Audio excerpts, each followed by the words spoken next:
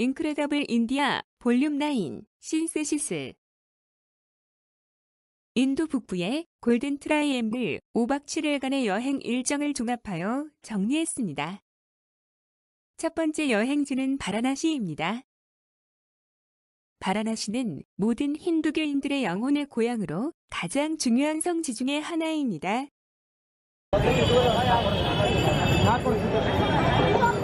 3000년의 역사를 자랑하는 일도시이며 시라신의 머리에서 흘러나오는 성씨가 흐른다는 겐지스 강을 띄고 있습니다.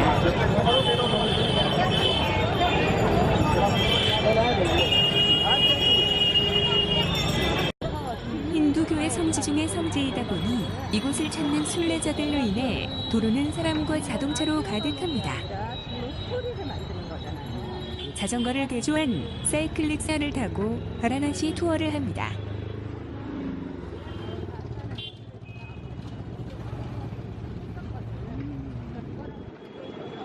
건물들 사이로 오래된 힌두교 사원들이 가끔씩 보입니다. 인도 인구는 약 12억 4천만 명입니다.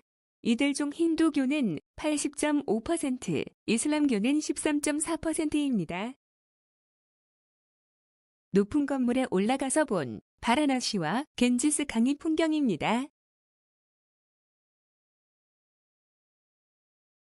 겐지스 강에 배를 타고 있는 많은 순례객들이 보입니다. 야생의 맹독성 코브라를 어떻게 길들였는지 궁금합니다. 브라만 7명이 주관하는 힌두 종교의식을 겐지스 강의 계단인 가트에서 관람합니다. 인도인들의 영원한 성지인 바라나시의 겐지스 강에서 그들은 이 힌두 종교의식을 얼마나 보고 싶어 할까요? 종교 생활에서 엄격한 계율을 갖는 힌두교는 인도 민중의 모든 계층들을 포괄하고 있어요.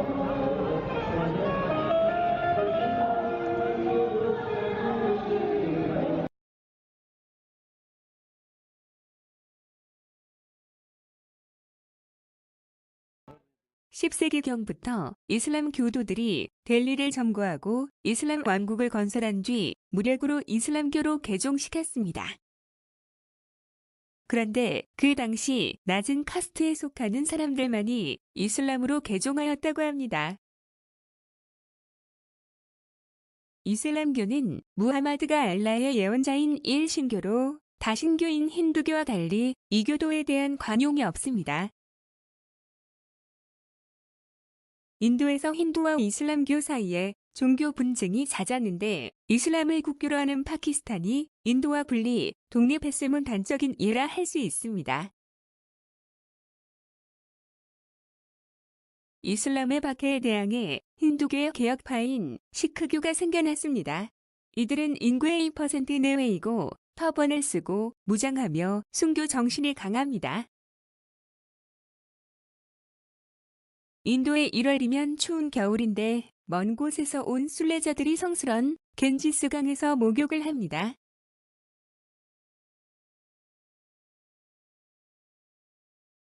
바라나시에 가시면 새벽녘의 겐지스 강을 꼭 가보세요. 이른 새벽에 바라나시를 흐르는 겐지스 강을 배를 타고 돌아보았습니다. 고요함과 신비감이 느껴집니다.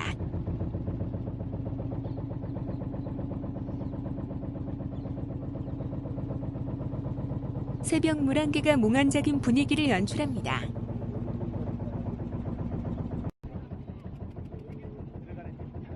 새벽에 많은 순례객을 겐지스 강에서 만날 수 있습니다.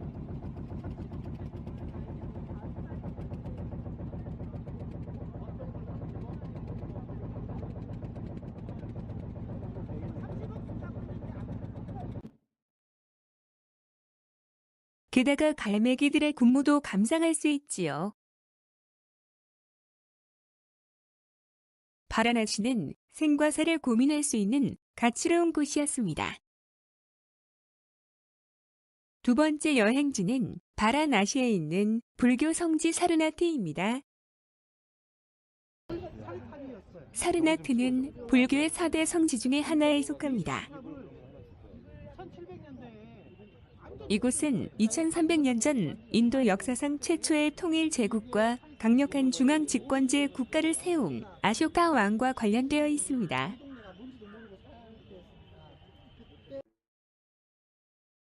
기원전 262년 아쇼카 왕은 사르나트에 거대한 석주를 세우는데 그 이유는 부처의 최초 세법 장소였기 때문입니다. 그는 인근 국가들에게 불교를 적극적으로 알리는 등 불교 확산에 가장 크게 기여했습니다. 불교가 번성할 당시에 사르나트의 승려 수는 무려 1,500명에 이르렀다고 합니다.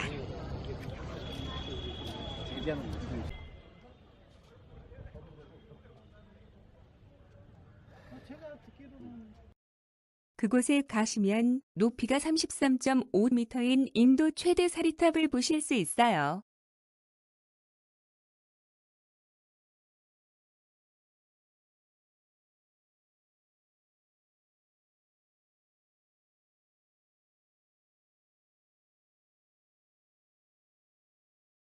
세 번째 여행지는 자이푸르의 암베르성입니다. 암베르성은 하늘의 성이란 뜻으로 라자스탄주의 주도인 자이푸르 시내에서 11km 떨어져 있는 성입니다.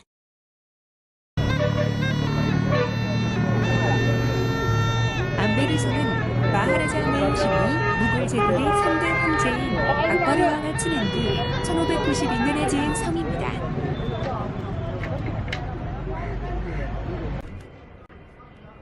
암베르의 바위산에 세워진 암베르성은 2013년 유네스코 세계문화유산에 등록되었습니다.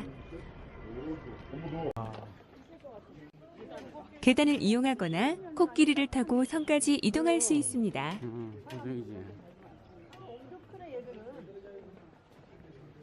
문도 코끼리가 확실히 크다.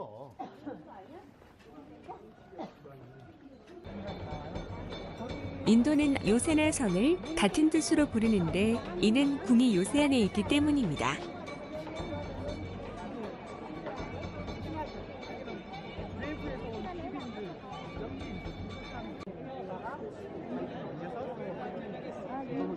여기 보이는 건물 있잖아요. 이 건물이 저 안에 이제 황제가 있는 거잖아요. 신하들은 저 기둥 사이에. 이슬람 양식인 아치와 정원의 기하학적 평면 배치가 토종 힌두 양식과 조화롭게 연결되어 있습니다.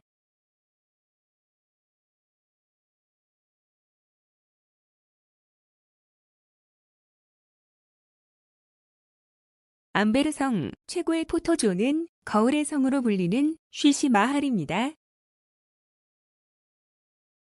유리 궁전이라는 쉬시 마할은 촛불 하나로 온 방을 밝힐 수 있는 구조로 암베르성에서 가장 환상적인 분위기를 연출합니다.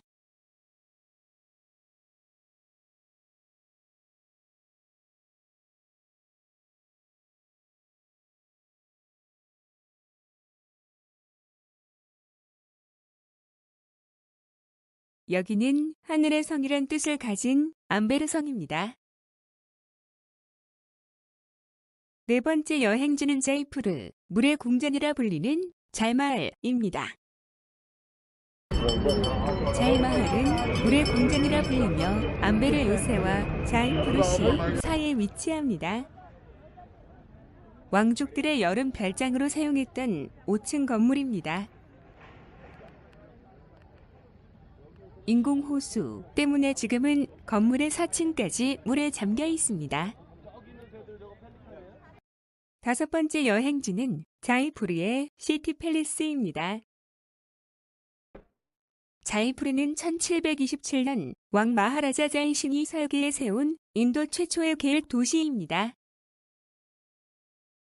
자이푸르는 승리의 도시라는 뜻을 가지고 있습니다. 도시 궁전은 자이푸르의 마하라자들이 지금도 거주하는 공간입니다.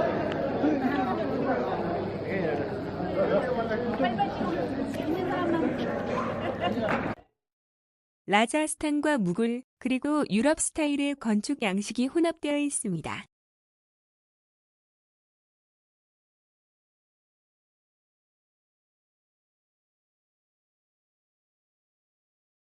암베르 성에서 시티 팰리스로 수도를 옮겨 지금은 핑크시티라는 애칭을 가지고 있는 곳 자이푸르.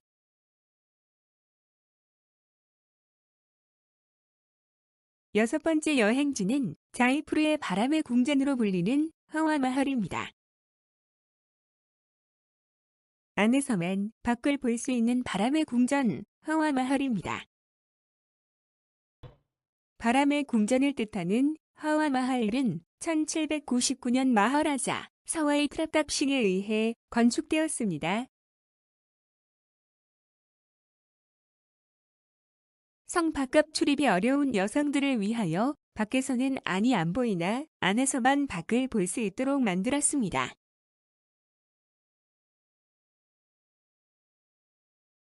일곱 번째 여행지는 아그라에 위치하는 세계문화유산 파테푸르 시크리 성입니다. 파테푸르 시크리는 승리의 도시로 아그라 남서쪽 35km 지점에 위치하고 있습니다. 붉은 사암으로 만든 이슬람 양식의 성으로 악바르 왕의 왕자와 관련이 깊은 성입니다.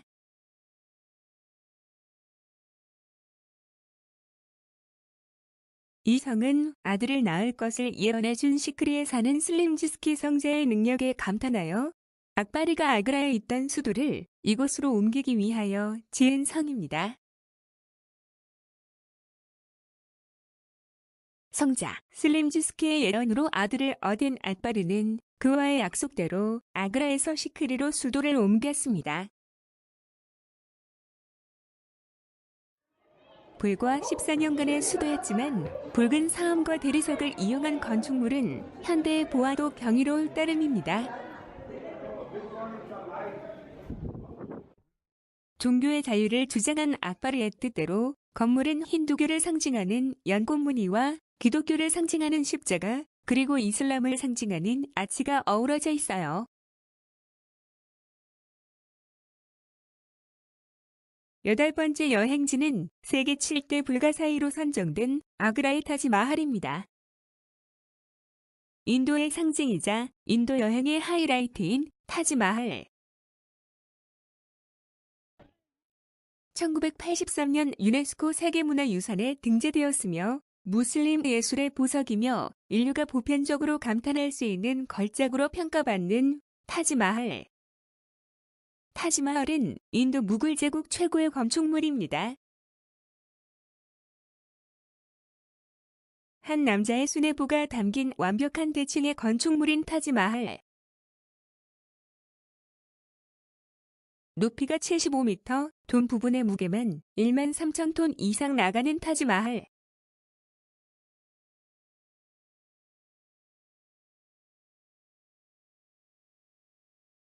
타지마할의 대리석 장식은 피에트라두라 기법을 사용해 아름다움을 더합니다.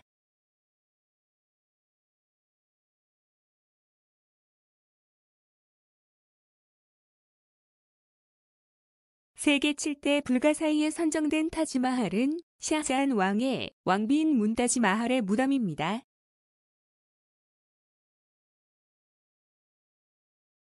샤자한 황제는 타지마할을 완성하기 위해 세계 각지의 유명한 건축가들을 초청했으며 22년 동안 매일 2만 명의 인부들과 코끼리 1000마리를 동원해 타지마할을 완성했습니다. 타지마할의 4개의 첨탑은 밖으로 오도 휘어져 있는데 이는 안구의 굴곡을 고려해 첨탑을 직선으로 보이게 한 것이며 지진으로부터 묘궁을 보호하고자 한 것입니다.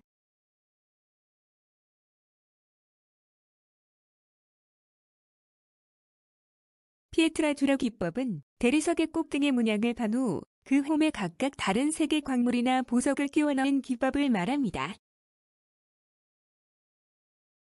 아홉 번째 여행지는 세계문화유산에 등재된 적색 사암의 요새 아그라 성입니다. 무굴 제국의 붉은색 요새이자 타지마할을 지은 샤자한 왕의 8년 유배지인 아그라 성. 무굴 제국의 3대 황제인 악바르가 1565년부터 1573년까지 완공한 난공불락의 요새입니다. 악바르는 적색 사암을 선호했지만 그의 손자 샤자는 흰 대리석을 좋아했습니다. 견고한 외교와는 달리 샤자한이 재건축한 궁전의 내부는 매우 화려합니다. 여러 건물 중 무삼만 버지는 포로의 탑이란 뜻으로 아들 아우랑제브의 반란으로 폐위된 샤자한 왕이 이곳에서 8년 동안 갇혀 지낸 곳입니다.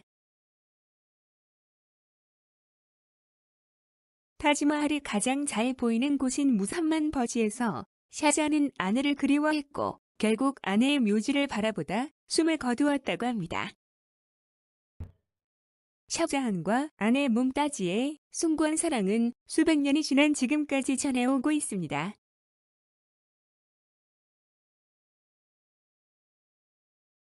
이번 여행의 마지막인 10번째 여행지는 뉴델리의 세계문화유산인 꾸투브 미나르입니다.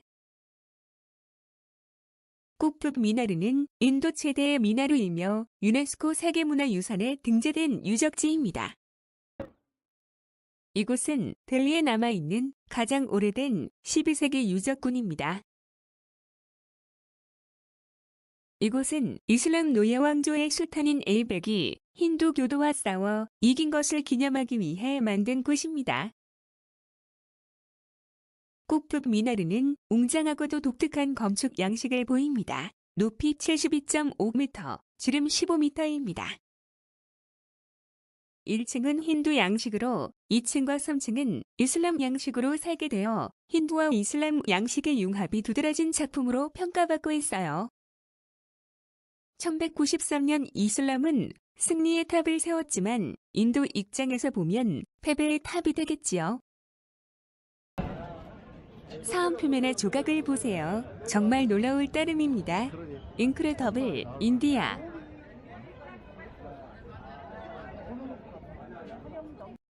북인도의 골든 트라이앵글 여행을 마무리합니다.